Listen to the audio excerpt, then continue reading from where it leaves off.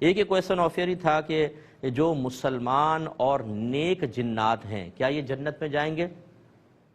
دیکھیں، ہم قرآن و حدیث کے دلائل دیکھتے ہیں، یعنی ان میں جو حدیثیں جنتیوں کے بارے میں صرف انسانوں کے بارے میں ہیں، جنات کے بارے میں نہیں ہیں۔ لیکن یہ ضرور ہے کہ نیک جنت میں جائیں گے، متقین جنت میں جائیں گے، اس سے ایسا لگتا ہے کہ جنات بھی جائیں گے۔ تو اس لیے امام اعظم ابو حنیفہ رضی اللہ تعالیٰ عنہ کے ایک قول کے مطابق جنات جنت میں نہیں جائیں گے، بلکہ جنت اور دوزخ کے درمیان ایک علاقہ ہوگا، وہاں ان کو رکھا جائے گا، اور بعض ائمہ یہ کہتے ہیں کہ وہ جنت میں جائیں گے۔ تو خلاصہ کلام یہ ہے کہ دلائل ظاہرہ اگر دیکھیں تو کبھی کوئی دلیل ایسی موجود نہیں کہ جنات بھی جنت میں جائیں، کہ حدیث میں ہو سرکار نے فرمایا ہو جنات جنت کے فلاں حصے میں رہیں گے، ایسا نہیں ہے۔ حسن ظن قائم کر سکتے ہیں کہ اللہ تبارک و تعالیٰ ان کو انعام دے گا، یا جیسے بعض اکابرین نے لکھا کہ ان کو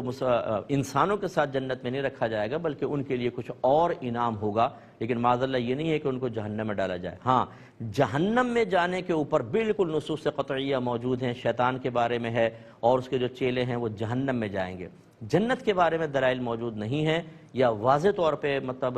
دلائل موجود نہیں ہیں، اس لیے وہاں ظن سے کام لیا گیا۔ لیکن یہاں تو نصوص قطعیہ ہیں، جنات جو کافر ہوں گے، جو فاسق فاجر ہوں گے، اگر اللہ ان سے ناراض ہوا تو وہ ضرور جہنم میں جائیں گے۔